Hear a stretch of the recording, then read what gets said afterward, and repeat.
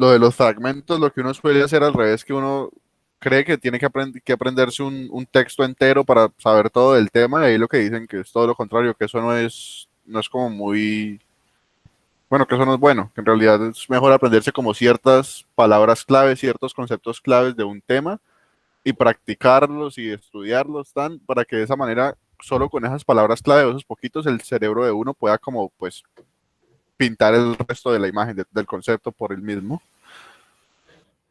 También hablaban como de la ilusión de la competencia, o sea, que uno pensaba que uno se sabía un tema sobrado, pero mentiras que a lo uno, digamos, tratar de explicarlo, uno queda como que con vacíos. Entonces, ellos daban como la opción de que cuando usted lea, digamos, se vaya a aprender algo, se concentre en las partes más difíciles.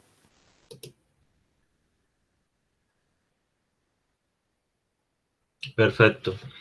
¿Qué más? ¿Qué otros conceptos? Bueno, es uno la ilusión de aprendizaje. ¿Qué otros conceptos vieron que se trabajaron allí en la actividad de aprendiendo a aprender? ¿Qué otras cosas vieron, muchachos?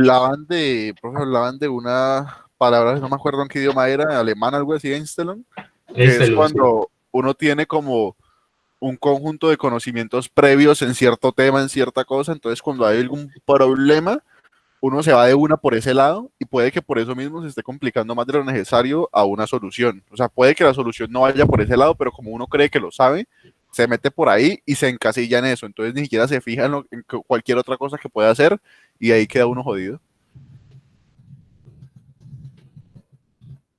Exactamente, eso les pasa sobre todo a los que ya saben programación, que pues como aprendieron programación de una manera, piensan que no puede ser de otra.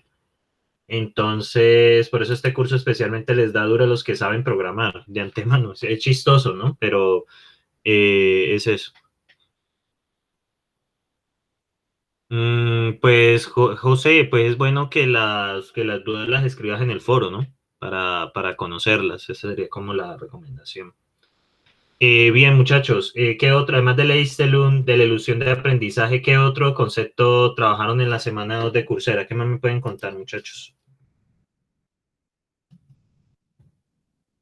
¿Qué me pueden decir al respecto?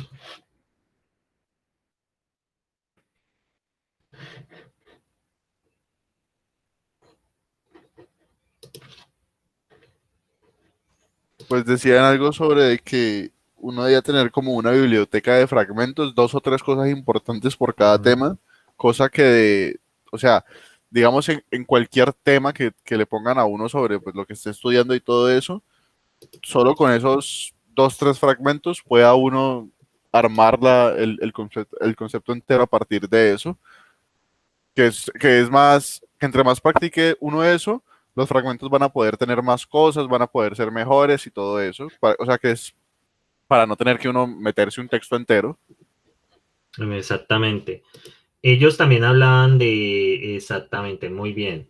La biblioteca de fragmentos es muy importante porque, digamos, a la larga uno no se puede aprender todo, ¿no? Se aprende son unos conceptos básicos, ¿cierto? De memoria y lo que genera el conocimiento es interconectarlos entre ellos, ¿sí? Entonces, por eso se hablaba de tener una biblioteca de fragmentos para, digamos, cuando tú estás viendo ejercicios o estás haciendo cosas más complejas, básicamente la mayoría de cosas se retorna en interconectarlas. Por ejemplo, en cálculo, por ejemplo, un fragmento puede ser el tema de saber resolver ecuaciones y otro fragmento es el concepto de la derivada, de límites, perdón. Y cuando los juntas, pues, por ejemplo, allí sacas el concepto de la derivada. Entonces, son ese tipo de cosas que se hacen allí, ¿cierto?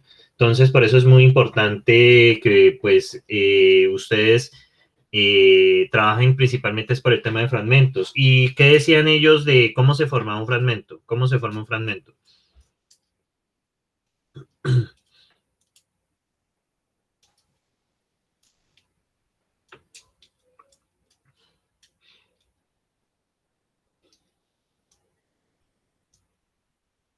O no decían nada, muchachos, no recuerdan. ¿Cómo se puede formar un fragmento? ¿Qué decía la profesora Oakley? ¿Alguien se anima? Profesor, pues si no estoy mal, decía que era mediante la repetición, entonces que uno con su sí, su enfocado, ¿cómo es que? Muy Enfocado, que es enfocado. en su modo enfocado, entonces uno va trabajando, pero no matarse, sino de a poco seguir repitiendo y repitiendo y repitiendo para que el fragmento pues está clarito primero, entonces empieza a ser más grueso, más grande, hasta que ya queda un fragmento que uno en el momento que vaya a necesitarlo puede utilizar ese fragmento y va recordando todo. Ujú, exactamente. Y eso es algo que ella le conoce como repetición espaciada. Ella lo mencionó allí, que es repetición espaciada. Sí, señor, que es, por ejemplo, si uno va a hacer, no sé, 8 horas de práctica hoy, que más bien haga una diaria durante 8 días, que es mejor. Ujú, exactamente, muy bien. Entonces, muchachos, aquí una de las principales recomendaciones, principalmente para este curso y para cálculo uno, que pues siempre la misma historia con eso, es que ustedes en lugar de estudiar el día antes del parcial, matarse el día antes del parcial y la otra semana van a hablar sobre el tema del sueño, ¿cierto? Que en lugar de eso, ¿qué recomendaría, de acuerdo a lo que ustedes vieron, en lugar de estudiar el día anterior o los 2 días anteriores, todo el día cálculo para pretender pasar un examen, qué es lo que recomendaría la profesora que sería mejor? ¿Cómo enfrentar eso mejor? ¿Qué ustedes harían para enfrentar eso mejor? ¿Cómo? Repasar todos los días. Exactamente, repasar todos los días. Es más valiosa media hora que usted le dedique, ¿cierto? A un tema. Puede ser que así usted por más ocupado que usted esté, usted puede sacar media hora, una hora diaria para una materia, ¿cierto? En lugar de, y resolver los ejercicios, en lugar de ponerse a estudiar 8 horas un día, más bien estudie una hora durante 8 días. Es mucho más eficiente, ¿sí? Y además que usted puede repetir ejercicios, usted puede repetir lo que ha hecho para formar el fragmento. ¿Y cómo ustedes evitarían las ilusiones de competencia? ¿Cómo se evitan las ilusiones de competencia? No quedándose en los ejercicios fáciles, porque eso es lo que dicen ellos, que muchas veces uno ve un taller de 20 ejercicios y uno hace los primeros dos o tres y como pues por lo general los primeros son los fáciles, uno dice, no, yo ya estoy sobrado en esto, ¿para qué voy a seguir? Y en realidad cuando empiezan los ejercicios más difíciles, más complejos, es que uno se da cuenta de que uno no tiene el concepto tan afianzado como cree. Entonces pues no quedarse solo en ejercicios fáciles, sino que también concentrarse en las partes difíciles del tema. Y decía que lo que es para ciencias y matemáticas y cosas así, que es muy bueno, por ejemplo, en la lectura, si uno está haciendo una lectura, alejarse del cuaderno y tratar de hacerse una autoevaluación. Que eso de repetir un texto en voz alta de memoria en realidad no funciona tanto como más bien autoevaluarse para ver cómo está en realidad. Ujú. Exactamente. ¿Y ustedes cómo podrían planificar la autoevaluación? ¿Cierto? O sea, ¿qué recomendaba ella? ¿Qué recomendaba la profesora? Ella decía que podíamos, digamos, hacernos una autoevaluación. ¿Cómo? Digamos, para los textos, en vez de releer, más bien leerlo y como que, digamos, mirar para otra parte y repetir lo que había leído, pues ya de memoria, y cambiar como de entorno, porque a veces, digamos, uno puede estudiar, digamos, en la mesa y cuando uno va a estar, digamos, en el pupitre, digamos, el entorno lo desconcentra a uno. Ujú, exactamente. Vale, hay otra cuestión allí que hablaban en los videos, es sobre el sobreaprendizaje. ¿Qué trata eso? ¿Alguien lo recuerda? El sobreaprendizaje. ¿Qué es eso? Profe, decía que cuando uno, por ejemplo, ya entendió un concepto, seguirlo estudiando no sirve para tanto como moverse y practicarlo. Por ejemplo, si yo ya me sé la definición de algo, si ya la sé bien, ¿para qué va a seguir repitiendo y repitiendo y repitiendo y repitiendo? Que eso es pérdida de tiempo y pues del espacio, de memoria, por así decirlo. En realidad es mejor simplemente irse a practicarlo para confirmar de que uno está bien y si pues ya está bien de verdad, seguir con otro tema. Ujú, exactamente, exactamente. Entonces, muchachos, bueno, muchachos en general, esta semana es importante porque les da a ustedes como técnicas de estudio para enfrentar, digamos, los cursos, sobre todo que tienen, sobre todo que tienen mucha información, empezando por este y pues terminando con cálculo. Entonces, eh, es algo pues que me parece muy valioso esta semana, ¿cierto? Es, bueno, cómo uno se puede organizar, ¿cierto? Organizar las estrategias de aprendizaje. Y la recomendación es esa, siempre para empezar, la estrategia de formar fragmentos, ¿cierto? Ya la explica allí.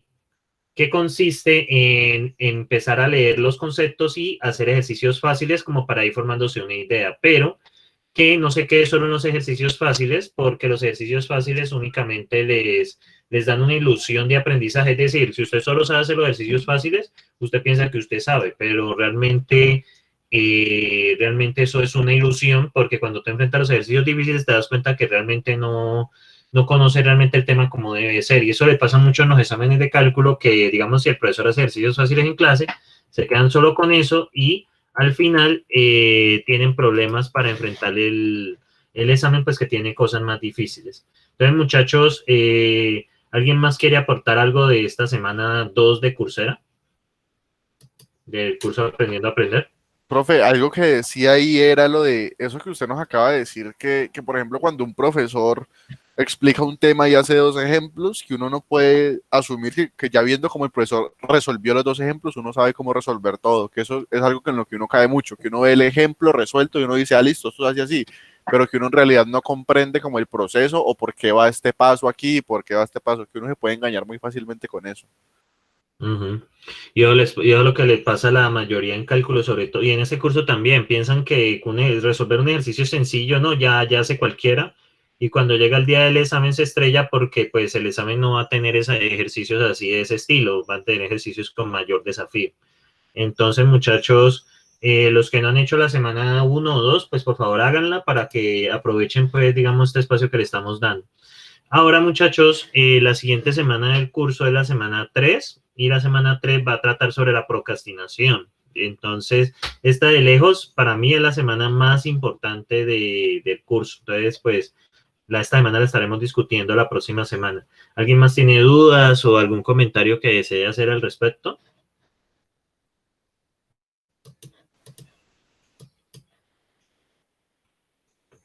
Muchachos.